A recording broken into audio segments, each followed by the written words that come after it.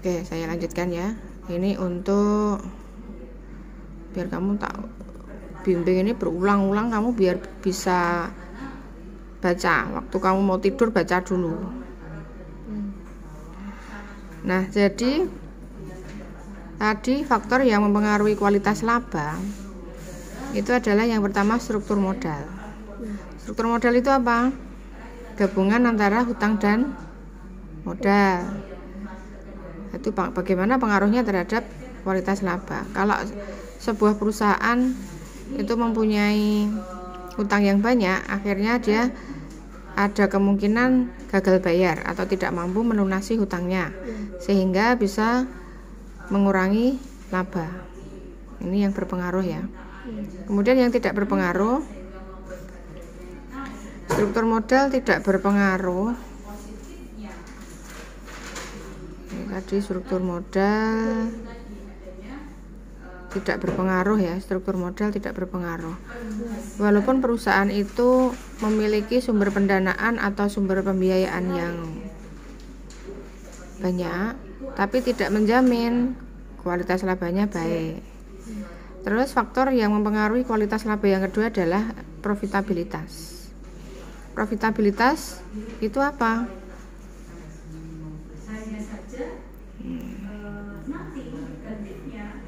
Profitabilitas itu kemampuan perusahaan untuk menghasilkan laba dalam kegiatan operasional.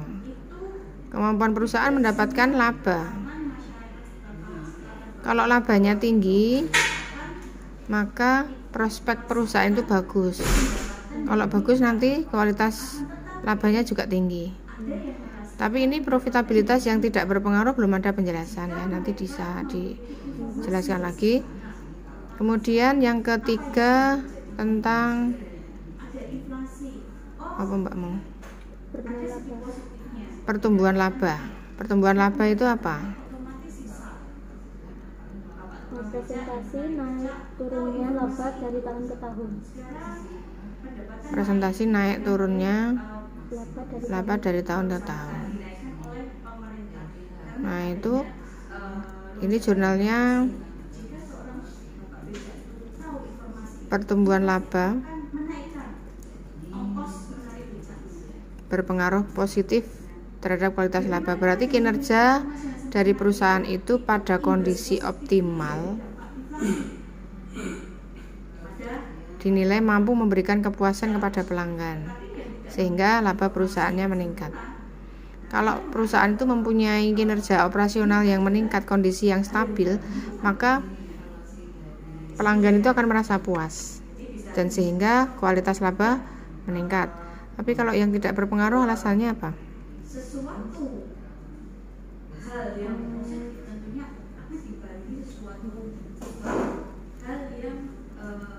Nah ini juga belum ada ya. Jadi itu tadi untuk faktor yang mempengaruhi kualitas laba. Yang struktur modal sudah ada pengaruhnya positif, pengaruh negatifnya sudah ada. Tapi yang profitabilitas dan pertumbuhan laba yang tidak berpengaruh belum ada penjelasannya. Kemudian kita masuk ke bab 2.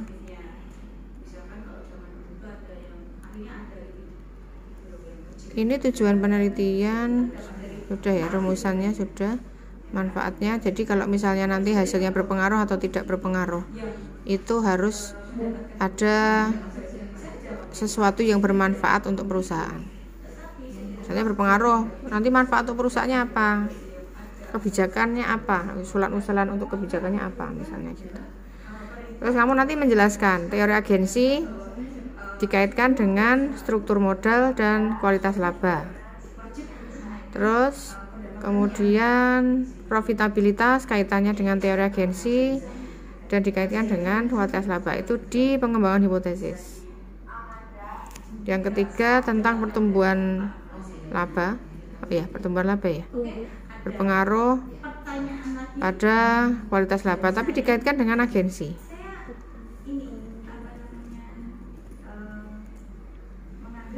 Nah gitu, ini atas ini kan nanti cerita dari, nanti kalau ada jurnal internasionalnya harus ada ya, kamu masukkan di bab 2 untuk nambah teorimu. Misalnya ada tambahan-tambahan itu kan lebih bagus. Kamu udah ada belum jurnal internasionalnya? Itu Bu, udah ada 3. Oh, kamu masukkan mana?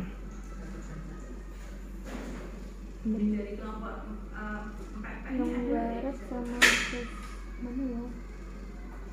Nanti dimasukkan yang internasional sama jurnal-jurnal yang Sinta 1 dan 2. Iya Bu. Kalau itu Bu, semisal ngambil jurnalnya dari jurnal internasional, terus nanti pas ditulisnya di ini nanti ada tulisan jurnal internasional nggak Bu? Iya ada, nanti masuk di bab 2. Misalnya kamu teori tentang profitabilitas ambil dari jurnal internasional. Ya udah kamu kutip profitabilitas adalah X. Itu terus kemudian kamu hitung kamu tulis pengarangnya siapa, tahun berapa. Syukur-syukur satu nama itu ya ditulis itu aja Bu. Satu nama. Syukur-syukur ada jurnal internasional yang mengatakan bahwa profitabilitas berpengaruh terhadap kualitas laba. Jadi kan di situ nanti ada penjelasannya kenapa berpengaruh. Syukur lagi ada profitabilitas yang tidak berpengaruh. Biar nanti kamu bisa kuat di teorinya. Terus di pengembangan hipotesis ini saya lihat untuk agensinya belum masuk. Di halaman 16-17. Sampai terjadi pengembangan hipotesis itu kamu harus menjelaskan di struktur modal itu apa. Habis itu di bab alinea kedua itu nanti menurut Budiani struktur modal adalah gini. Terus setelah itu alinea kedua itu kamu ceritakan teori agensi, kamu kaitkan dengan struktur modal dan kualitas laba. Demikian seterusnya sampai profitabilitas dan pertumbuhan laba. Ini di halaman 16-17 belum ada. Jadi itu revisinya. Ya. Tahu maksud saya? Berarti harus dijelasin berkaitan antara teori agensi dengan variabel masing-masing variabel.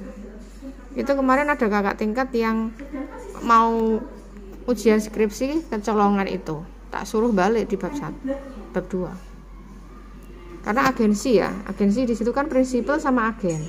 Yang jadi prinsipal siapa, yang jadi agen siapa? Bagaimana pengaruh struktur modal itu hubungannya dengan agensi, hubungannya dengan kualitas laba. Itu demikian seterusnya sampai nanti profitabilitas dan pertumbuhan laba. Itu ya. Terus bab 3-nya ini revisi bab 2-nya itu ya. Terus bab 3-nya belum ada ya. Sebenarnya udah Bu, cuman belum diketik. Iya.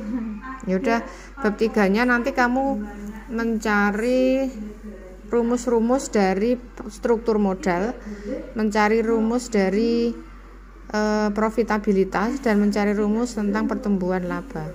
Bagaimana cara menghitungnya? Setelah dihitung di Excel dimasukkan di SPSS. Sudah diuji SPSS, sudah selesai. Sama nanti kriteria sampel, populasinya siapa, sampelnya berapa. Ini kan manufaktur kan banyak kan. Nah, jadi kaitannya antara fenomena gap yang ada di depan, riset gap yang tadi berpengaruh dan tidak berpengaruh, itu semuanya berkaitan. Nanti dikaitkan dengan teori agensi. Setelah dikaitkan teori agensi, nanti di bab 3 kamu nulis nanti jenis penelitiannya apa ya. Di sini kan mesti kuantitatif kan. Terus harus ada rumus-rumusnya. Cara menghitung struktur modal gimana, profit gimana, pertumbuhan laba itu gimana. Itu nanti terus di kriteria.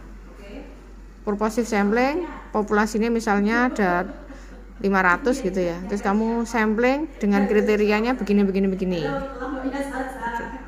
Gitu ya. Mbak siapa ini? Mutiara. Siapa? Mutiara Dian. Ini sampai saya rekam, nanti saya buatkan